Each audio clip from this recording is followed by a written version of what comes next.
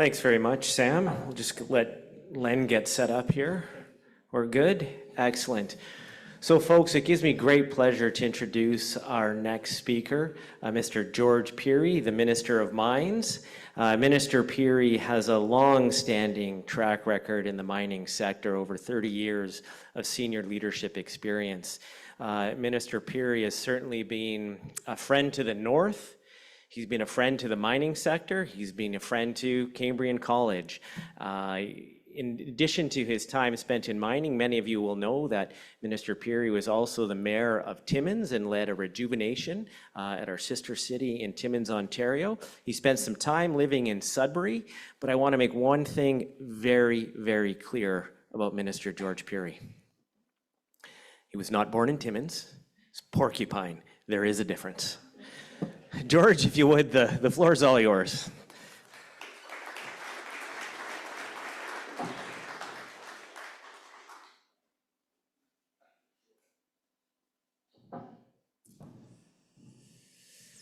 Actually, South Porcupine.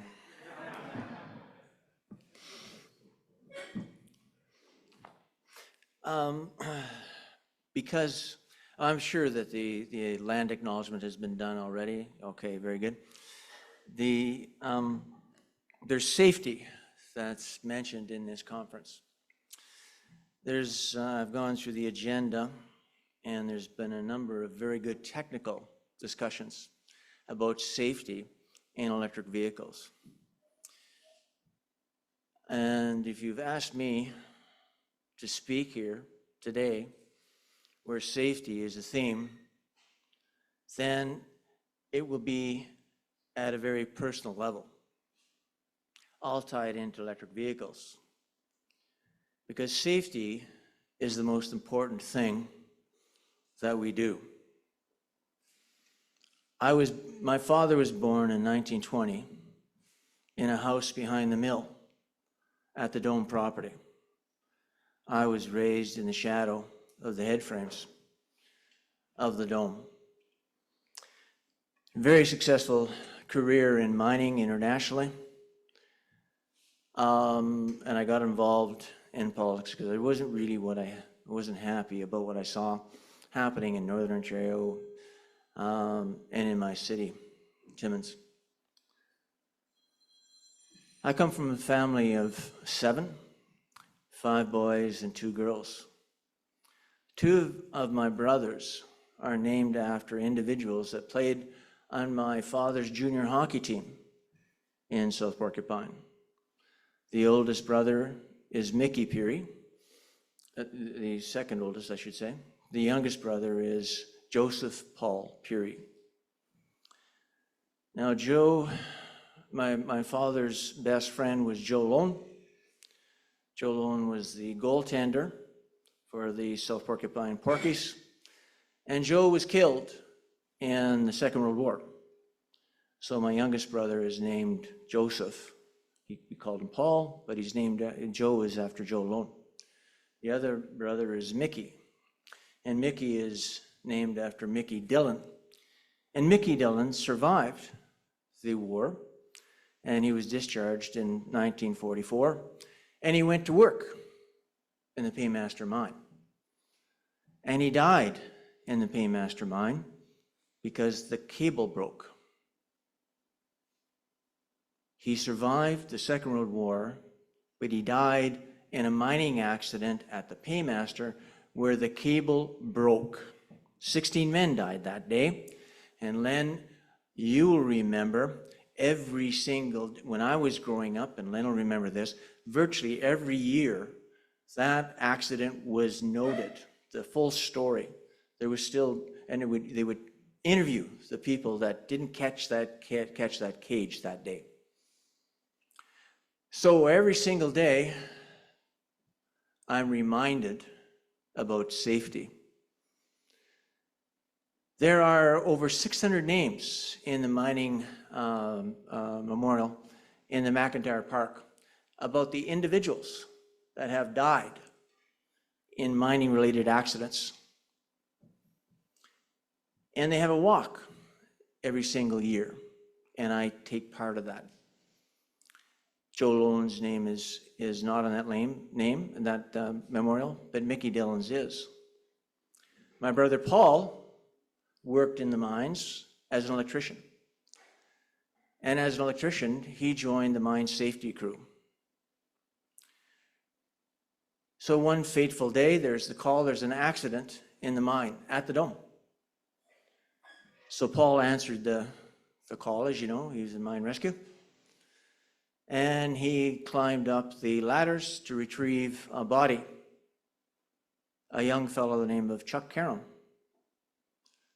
Chuck Caron was a young guy full of piss and vinegar, always kept in good shape. His mom and dad loved him. He was also my brother's next door neighbor. And my brother Paul carried Chuck Caron over his shoulder. And he knew that kid. And he knew the parents.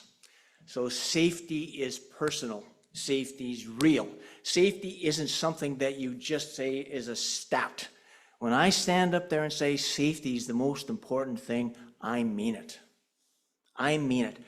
There is no reason in our mining lives today that there should be anybody that loses their life in what we do in our living. There shouldn't be. There is no ton of base metals or an ounce of gold that's worth it.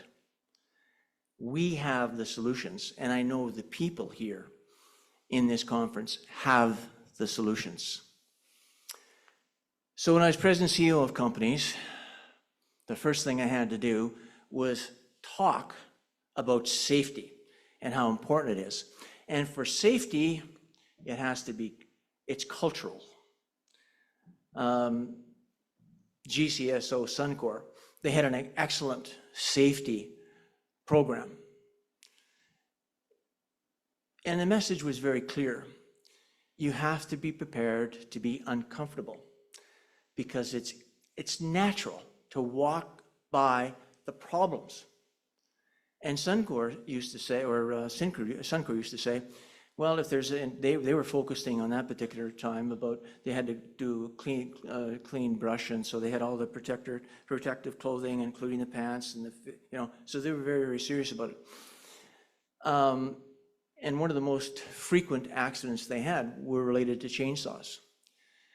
And the reason, and people wondered about this because everybody knew what equipment to wear. And they had to make sure there was the individual would see, because they're always paired up. So someone would see that somebody didn't have their right pants on or whatever else. And it's not natural for an individual to say, change your behavior. You're doing something wrong. It's not natural. But you have to realize if somebody is willing to do something wrong, then they don't care about themselves. And the most important, the person that has the biggest, highest vested interest in safety is the individual that has to come home every single day. And by a safe environment, you gotta be willing to talk about stuff on a personal level. That might be uncomfortable. It might be uncomfortable. So I would tell everybody a personal story that I had in my life. It was 1981. I was 28 years old. I was in charge of supply chain transportation. I mean, the Pamour had 2,000-3,000 ton a day mills. One of them was in Schumacher. It had that. It was and we had ore from the Ross mine that was about 60 miles away. We had gold up from Attach One. We had mines from the Joburg mine. So we had that was my duty to talk about, my job, talk about transportation, making sure that happened. I was blessed to work with Warren Holmes and Doug Towers. Some of this crowd would remember Warren Holmes. Warren Holmes he ended up with a very senior position with Falconbridge. But it was the best management team I ever worked on, and I include the management teams that I headed up. That's how good those guys were. So it was, I was 28, 1981. My wife is pregnant. She was due in January. I got a phone call at the Pamour mine in Schumacher. There was a problem at the Pamour mine. And it was a problem that I had had problem, many times I'd had that problem. When it was, again, it was a personal problem, things that were supposed to happen, it did a certain way and it didn't. So I jumped in a pickup truck and I put my hat on and I went out the gate and I went, at that time, the rail line went through Schumacher, just past the McIntyre Arena. Now, I was focused on that problem. It was a December day, and I saw the green lights on was 3rd Avenue at that time. And you know what I didn't see was the train lights, the crossing guard lights. I didn't even notice that train until it was passed, and I hit that train. It was about 3 cars back. And all I remember is, how do I get out of this? I thought I would have swore. You would have, really what I would have said, holy, but all I could think is, how do I get out of this? And I had braked and I was sliding right into the train. So I swung the wheel and I hit the back of the truck and it threw me in the wigwags, broke every window, broke the lining of my hard hat. And I walked away. But I lost sight of where I was. I was focused on those green lights, and I was focused on the problem that was 14 miles away, and I hit a train. I came back out, and first thing I did, I saw Doug Towers. Now, Palmer was not a rich mine. In fact, it was the lowest grade producing mine in the North American hemisphere. And I had just wrecked. In fact, the wigwags were like this. The truck was just about cut in half. And my concern was, in those days, that was the cost of the pickup truck was about $7,500. And the Palmer couldn't, losing $7,500, that was a big deal. And I went to see Doug, and I told him, and he said, "Are you okay?" Yeah, I'm okay. So I didn't get any trouble about the pickup truck. I had to go back up, and somebody actually gave me a ride this time, and I had to stop. And the police came out there. Actually, shortly after the police, the CTV was there, and I thought, oh geez, because it was before noon hour. And in those days, my dad was 61 years old. You could come home at noon hour from the mine at the Dome and have lunch hour. So I thought, oh boy, he's going to see this on the news.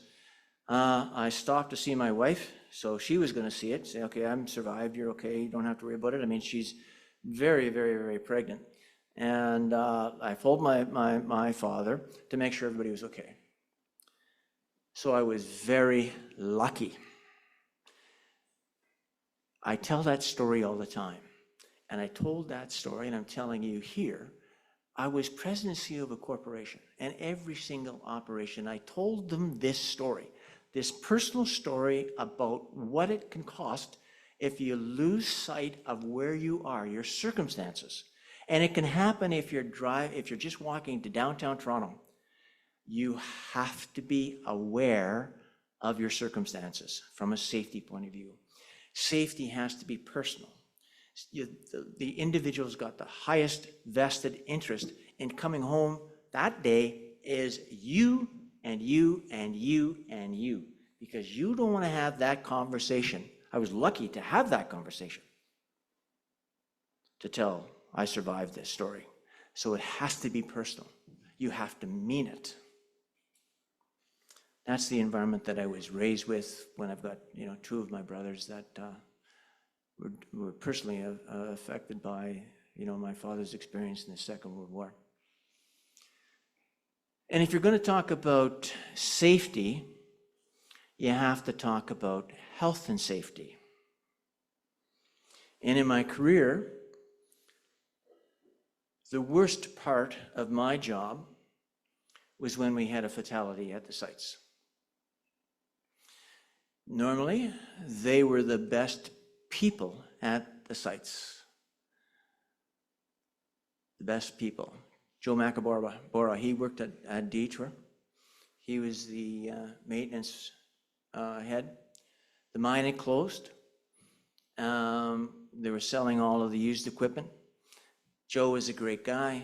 They had some pieces of, some scoop trams. They had no air in them. They were sold on an as basis.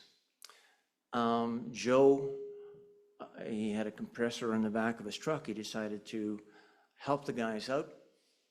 So he was pumping the tires up.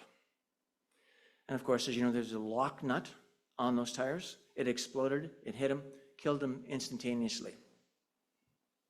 So every single time I had to, I would address all of the employees at every site.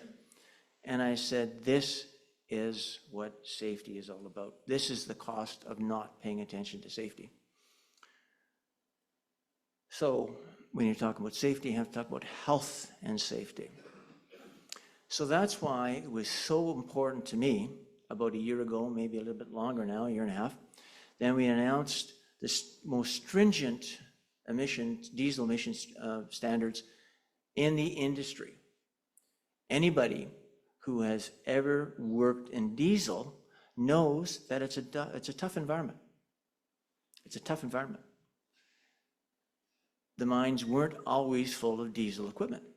In fact, the Dome, when they were modernizing their fleet and modernizing the fleet, they didn't go to diesel. They went electric. And Jarvis Clark was the technology that they used, and it was the trailing cable technology. But you had clean air, your ventilation requirements were severely reduced, and it was a far more enjoyable experience. When I talked about having the highest stringence for diesel, take a look at what's happening in the industry now. Vale and Glencore and Agnico, to mention a few, are moving from from diesel vehicles to electric vehicles. Why? Number one, the regulations are tougher, but it's a better work environment, number one. Number two, I can't stand up there and talk about how important it is to move from a fossil fuel economy to an EV technology if I'm mining and I've got a huge carbon footprint. We don't have to do that. We got a clean grid. We know how to mine sustainably. We've got the technology to transform from diesel to electric. We're doing it at the local mines here in Sudbury, at both Glencore and Vale. Canada Nickel, their fleet is going to be a hydrogen powered. And don't lose the plot here.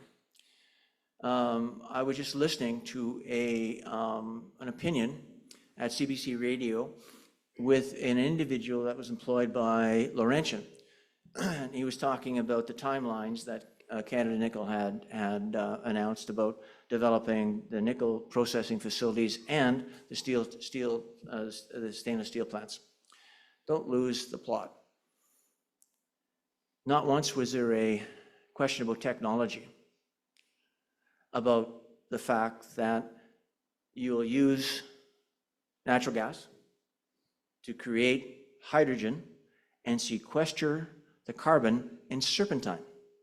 Serpentine is a rock that the Timmins area has a lot of. The serpentine is arguably as valuable as the nickel. The people that are talking about this are in Europe. They're anxious to reduce their carbon footprint, as you can imagine.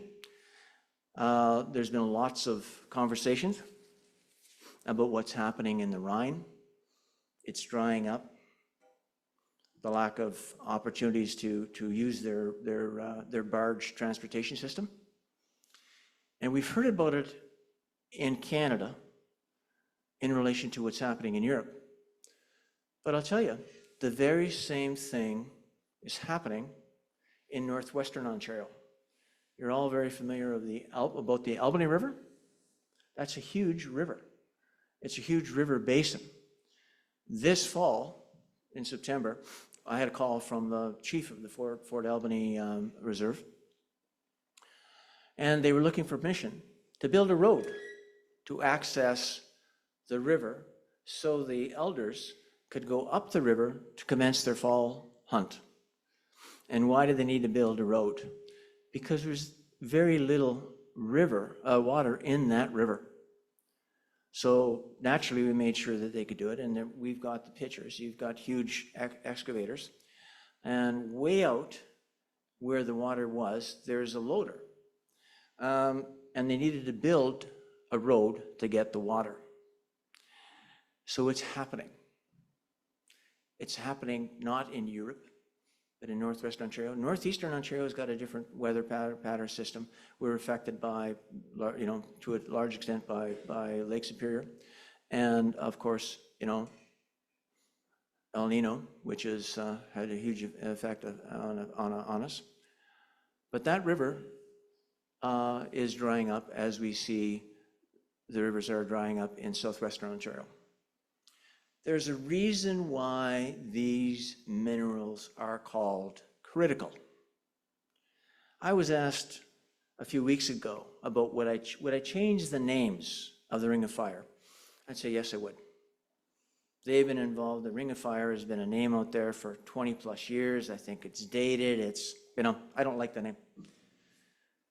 Critical minerals, I would never change that name. They are critical. They're critical to what we want to do, what we have to do, what we can do, what our opportunity is here in Northern Ontario, because we have the minerals here in Northern Ontario. People will come into my office from other countries, and we have the maps to show what we have in Northern Ontario, and they'll say, look at this. Who else has got this? And I say, nobody. When you combine it with how the grid we have in Ontario, if you combine it with the mining technology and the mineral experience and extraction experience and processing experience that we have, the fact that we can do it sustainably, in full partnership with the Indigenous communities, this is unique. And we can secure the supply chain here in Ontario.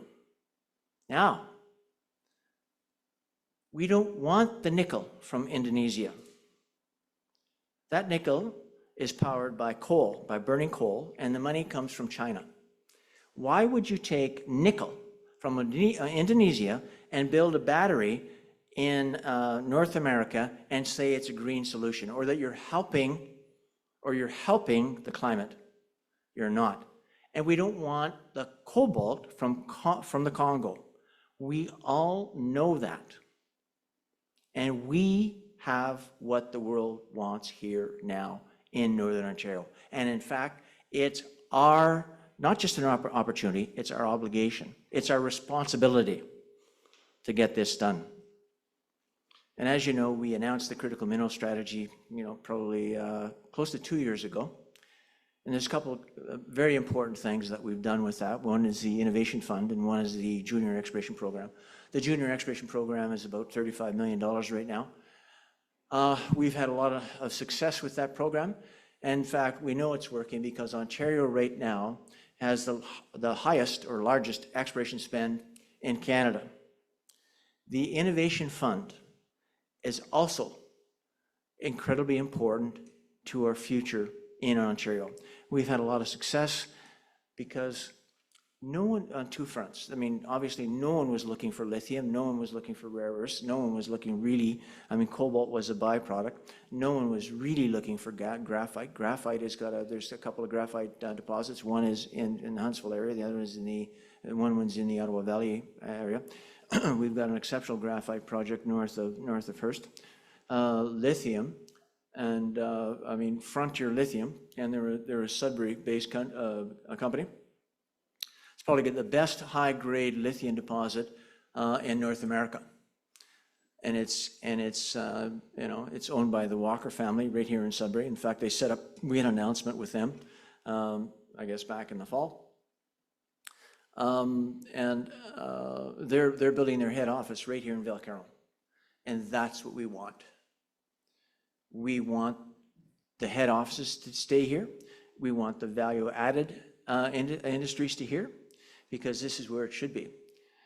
We have the ability to sequester the carbon. We have the opportunity to be the masters of our destiny right here in Northern Ontario. And this is the first time that this has happened. The first time. This is our opportunity, and it's our future. So yes, are critical minerals critical? Yes, they are. Yes, they are. We have to find them. We have to develop them, process them. We have to build the value-added industries here in Northern Ontario. Sudbury is already a hub of critical minerals, without a doubt. And Cambrian has got an invitation center here that's as good as it gets. Merarco. I don't know if there's anybody Merarco here today. I see Jeremy is from TDC, from Timmins, but I don't know if anybody from Merarco was here. And Merarco is actively researching the opportunity to process rare earths from the slag dumps and waste dumps here in Sudbury and in Timmins. It may be the first.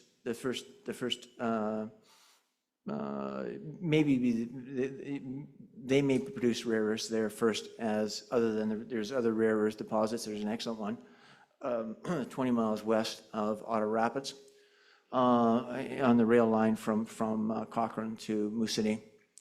But the opportunity to produce rare earths, and the rare earths, as you know, are required to build the magnets that are used, that have to be used to produce the electric motors that are used in electric vehicles.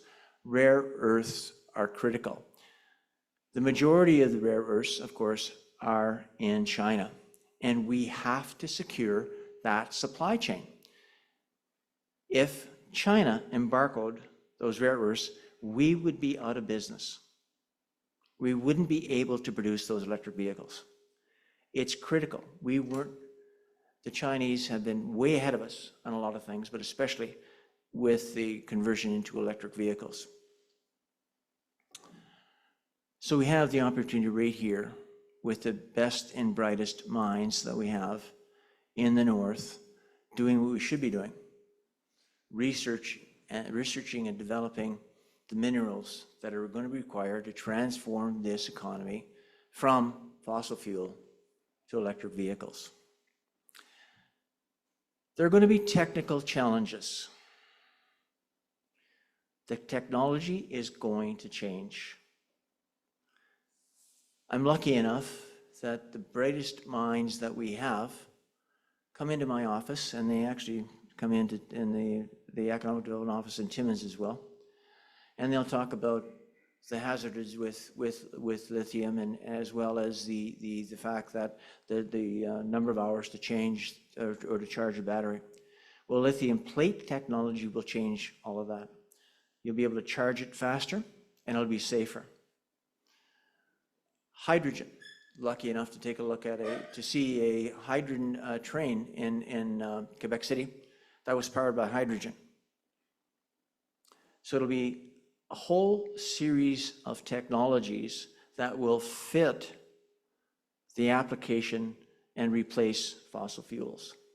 Will they all be replaced? Not a chance. Absolutely not a chance. You need fossil fuels, and I'm not saying that.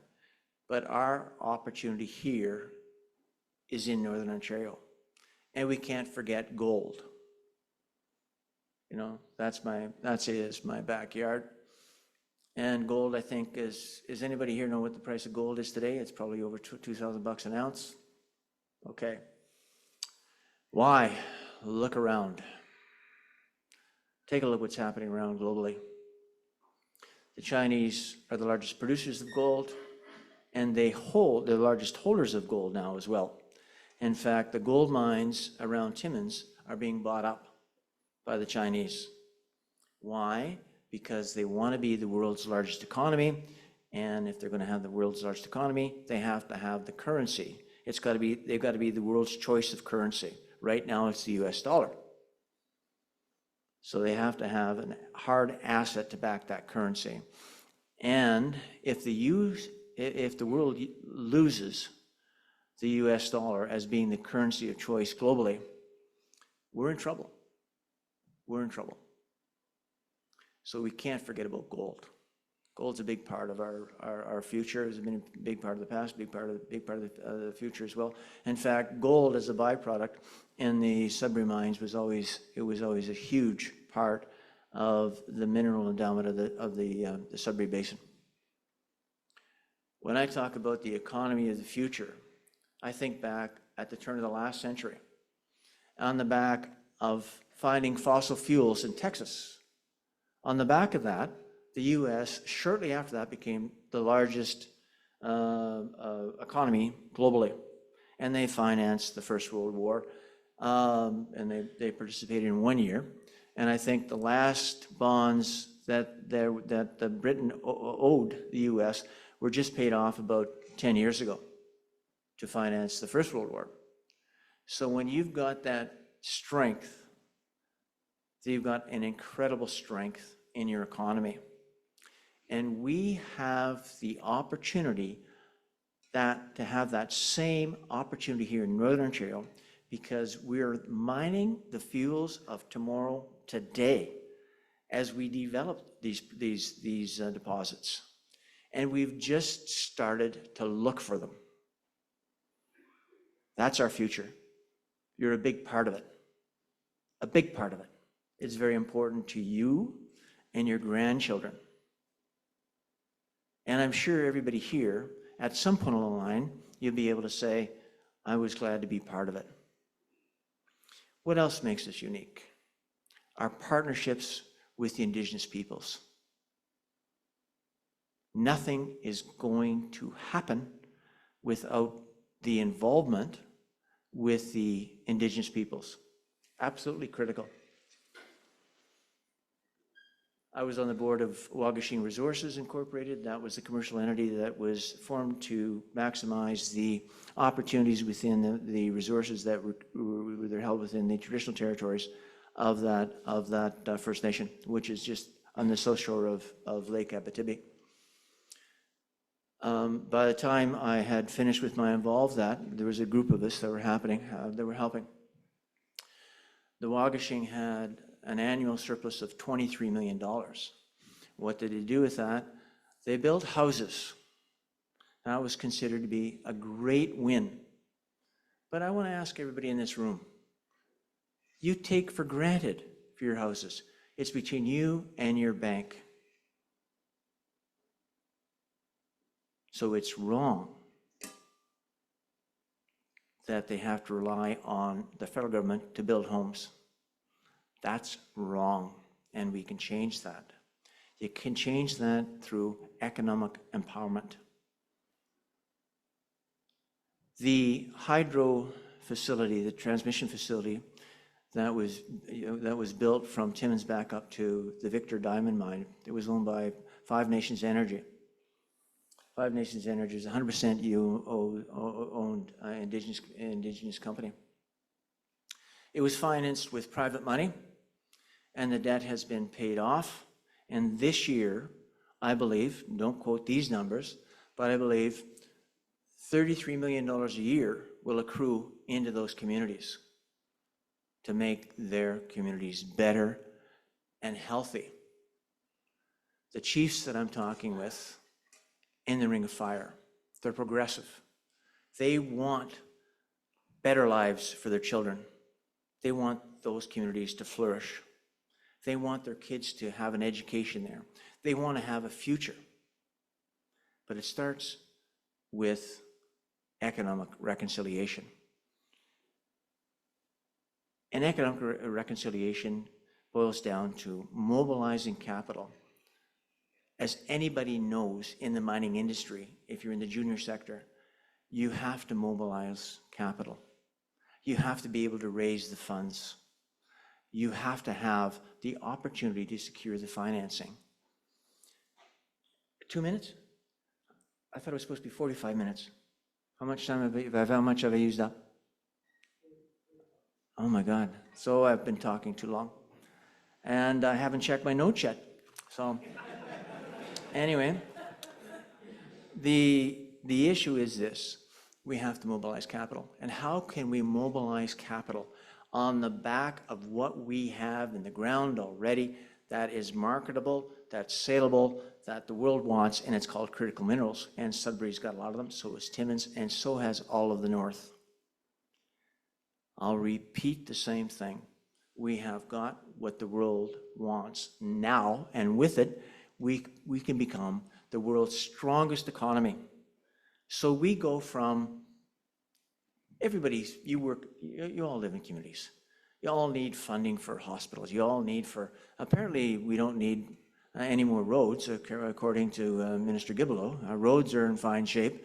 I just came up to Highway 69. Did you think that road was in good shape? There's two, they're not finished yet. Oh, that's okay. We don't need any more roads. I thought that was kind of unique. Do you want to finish Highway 69 finish? Put your hands up. Okay, there you go. Okay, so we haven't finished the job, but we've got an opportunity to control our destiny with what we have in the ground now and how we do it safely, responsibly, sustainably. Sustainably means you meet the needs of this generation without compromising the next generation. And we can do this. We can do this. It's not just our opportunity, it's our obligation. I think that must have taken 2 minutes. Okay, questions, I guess?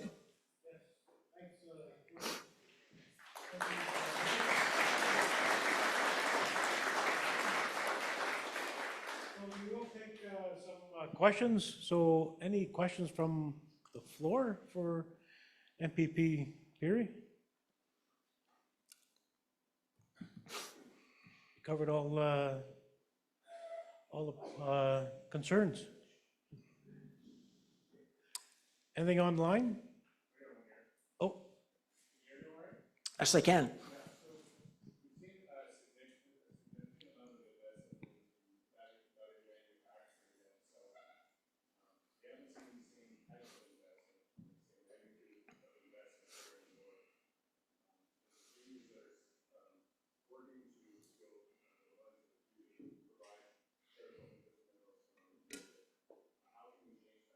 Well, yeah, that's the type of investment. Yeah, there's billions of dollars of projects that have been announced in Southern Ontario, and they're tax deferrals.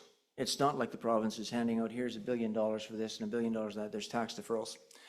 And so that's the difference.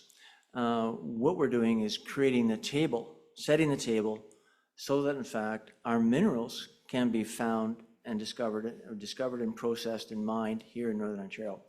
And we can always do a better job. And if we're not going to take, and we shouldn't take, and I don't want to take the nickel from Indonesia or cobalt from the Congo, then we have to ensure that those operations get built. That was the first task I did as the Minister of Mines. We passed the Building More Mines Act in May. We just finished the regulations in Wednesday, I guess it was. Today's Thursday, so I guess it must have been yesterday morning that we got that done, and the act will come into play in the first part of April. We have more to do. One project, one process. Yeah, everybody knows there's 38 different permits. We've got to streamline them. We've got to make sure that when I talk about critical, it can't take 15 or 17 years to permit a mine. That's totally unacceptable. We can't do that. It is critical that we get these minerals out of the ground. First order of business is get better at what we're doing, and we've got to make sure that the business of that mining is conducted at the pace of business. So that's my job as the minister. And we've got other stuff we've got to do. We've got to look at the best jurisdictions in the world for exploration or permitting mining or relationships with indigenous communities. And I would say that on the back of the Bay James development in northern Quebec, that overarching agreement that they have is probably the best. But it depends on the revenue stream. That's all depending on the revenue stream associated with the Bay James projects. And you take a look at those communities and they're healthy and they're prosperous and the projects get built. We have the same opportunity in Ontario. Our grid is already green.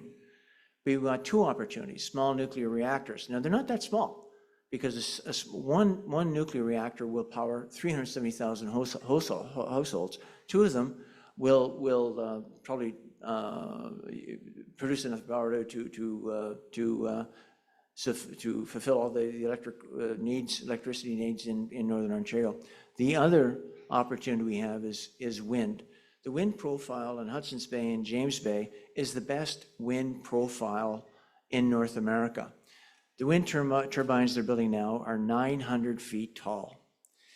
With that revenue stream associated with them, and when the wind blows and you have too much wind or you don't need all that power, you store it in batteries, either hydrogen batteries or lithium batteries. But where are they going to be built? And where is that electricity going to be stored? Here in Northern Ontario.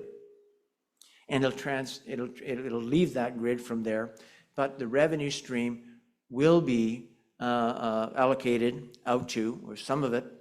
There's no deal on the table at all.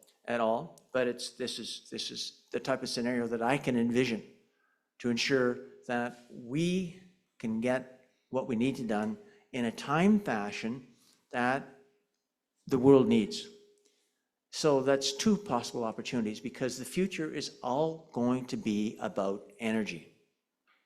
It takes energy to develop these resources. It takes energy to ensure that these facilities, the processing facilities, get built as well.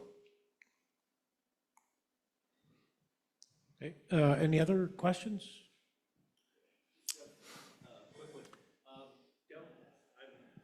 From McLean Engineering, and we're located in Collingwood, and just to the west of us there's a town called Meaford, which they're planning a pump storage, taking the water out when its electricity is, at a lower rate, and then used to generate. And there's also one going in Memora at a depleted iron ore mine.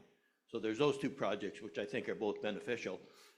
Are you aware of any projects that may be coming to Northern Ontario that No, are I don't. I mean, and thank you very much that you mentioned you're from McLean Engineering. I should have highlighted in these remarks that I didn't make, because well, you didn't have time. They're a valuable partner in the transformation off of fossil fuels into electric vehicles. And this is again in Northern Ontario, or an Ontario company that's building the best machines globally right here in Ontario.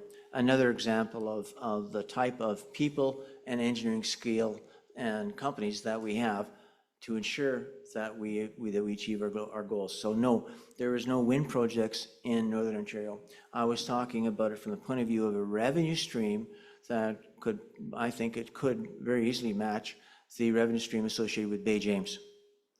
And I think that's an opportunity we can't lose sight of.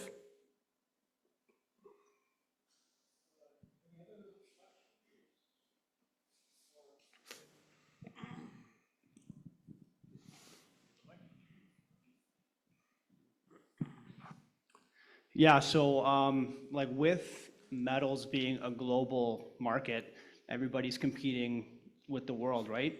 So if somebody like Indonesia or China can produce these critical metals at a cheaper price than, let's say, the Western economies can, is there any like incentives that Western manufacturers are going to receive to purchase those metals from like sustainably sourced like mines? I think it'll come from the other side. There used to be a fur industry in Canada. It doesn't exist anymore because the consumer didn't want to buy fur coats that literally came off the backs of live animals. That destroyed a large industry that the Indigenous people participated in. So when you're talking about buying a vehicle, or Toyota is talking about producing a car, and the battery is going to come from components like Indonesia, and they say no. That is the tool. I'll be in Washington in April. I was going to say next month, but in April, to talk about those very same problems. Why would you buy a vehicle that uses a battery that coal is used to produce the nickel? It does not make any sense. Or cobalt from the Congo. We've got to be strong on that message. We've got to be strong on that message.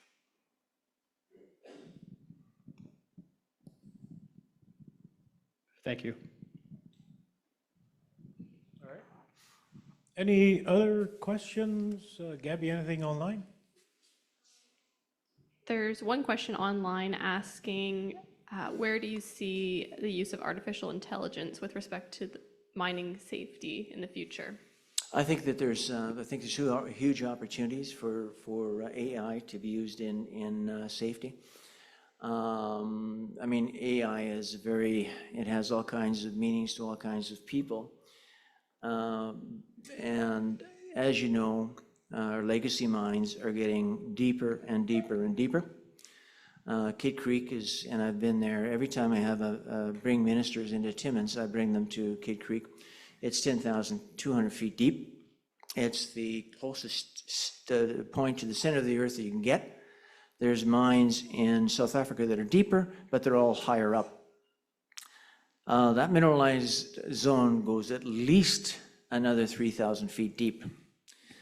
But the highest risk in extracting those resources is the human resource. So I think there's all kinds of opportunities to use AI to solve the problems there. And let me tell you, anybody that's interest in rock mechanics or geology, what a beautiful presentation. Spend 3 hours talking about what we're doing to manage the pressures, the rock pressures in that mine. You know, you got pressures from below, the sides, above. It's an incredible technical problem that can be solved. You remember a number of years ago, and it's a long time ago, because Vale did 2 presentations. One was in Montreal, and one was in Toronto, and they were operating the remote scoops from downtown Toronto and downtown Montreal, all to take the human risk out of those mines. So there's all kinds of opportunities for AI. There's also risks. There's the risk associated with the granting of exploration permits, and it's one that I face, and it's one that we've got to overcome. So there is good and there's bad. I think the opportunities far outweigh the challenges, because I'm confident the challenges can all be addressed. But the opportunities in AI are immense. And let me tell you something, again, I shouldn't say that. I always say this, let me tell you this, or I shouldn't talk about that.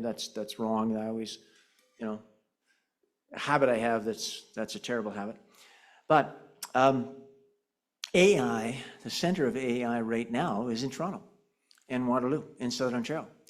It was developed at the U of T, went to Silicon Valley, and people are coming back to their roots, because California is not the place it used to be. Ontario is. Far better. Especially Northern Ontario.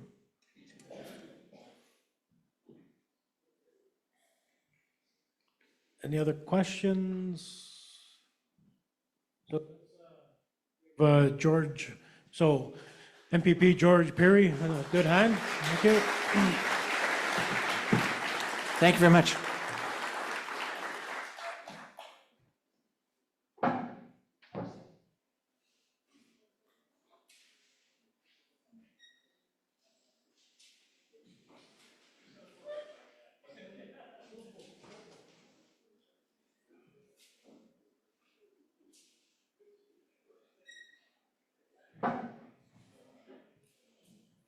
All right, thank you today, folks. So it's been a full day, a lot of good presentations. Thank you, Minister Pirie, for showing up this afternoon. So just find some final remarks from myself and Steve. So we just want to make you aware of the 2024 Mining Health and Safety Conference that's happening in April. So it is on our website. So if you plan on attending, please register and book your hotel rooms yesterday. So it is at the Holiday Inn.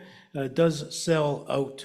So I believe, last year I think it was 300 or so. So it's going to be the same thing. So if you plan on attending, please do so ASAP. So this year's theme is Inclusive Mines, a safer future. And again, more information is on the website. Also on our website is the risk assessments and root cause analysis that have been done. So in conjunction with Ministry of Labor, ourselves at WSN, and also industry experts. So we've done a number of those. Some individuals are in the room that's been part of the risk assessment root cause analysis. So we did battery electric, you did diamond drilling, you did just finished the underground mining risk assessment and root cause analysis. So all those documents are on the website just for your review. I would like to thank our virtual participants for joining us today. Resource information and a copy of the presentations from today's event will be made available within the next few days. So with Gabby and Paige to the left, they'll probably have it done next day or so. No pressure. So this concludes the live stream portion of the symposium. Thank you for attending and helping making mining safer workplaces. Thank you very much to virtual.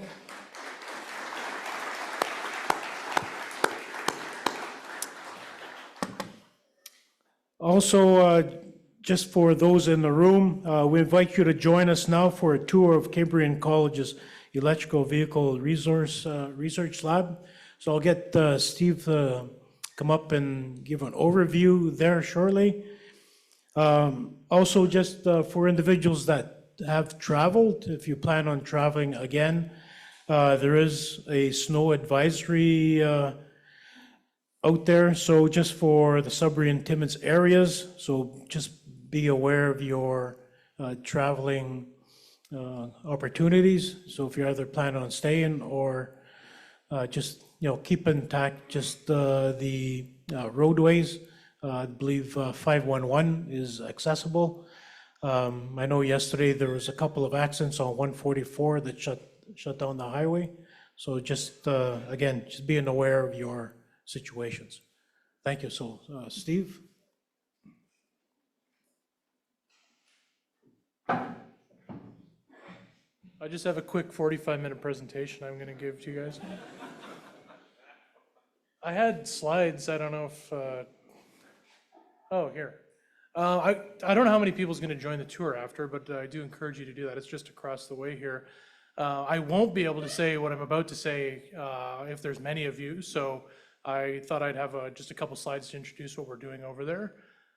That's a nice looking vehicle, eh? A bit old now, but yeah, it's not bad. So Center for Smart Mining is a technology access center. It's a federally funded center. There's 60 of them across Canada that focus on different sectors. Ours focuses on mining.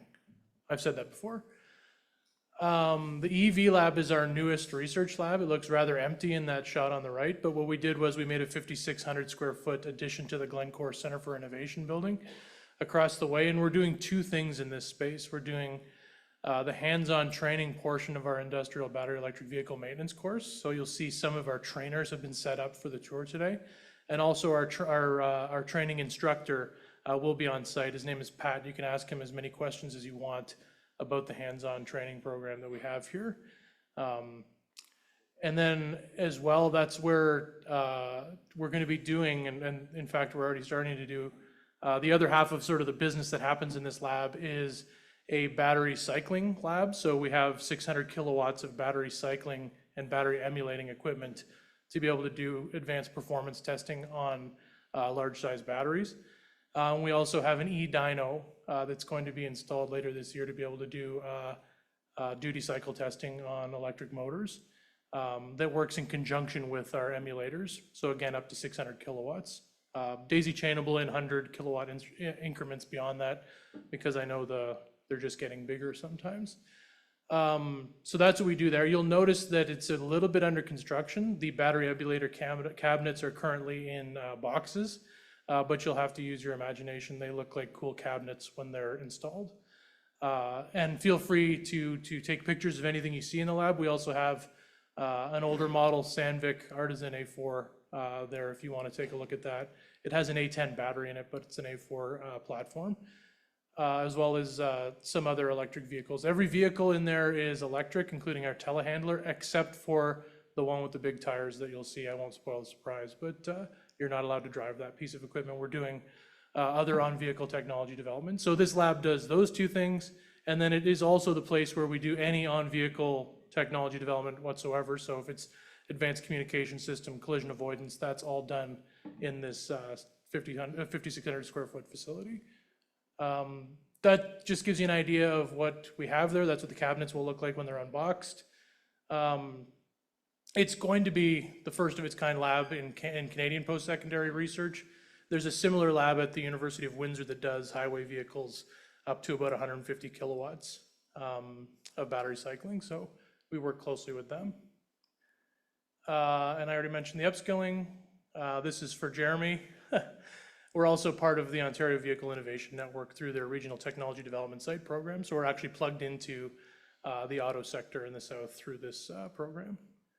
And that's all I wanted to say. So if there are folks joining me on the tour, I won't be repeating any of that, but we have some folks in the lab that can answer any technical questions you might have about what's going on in there.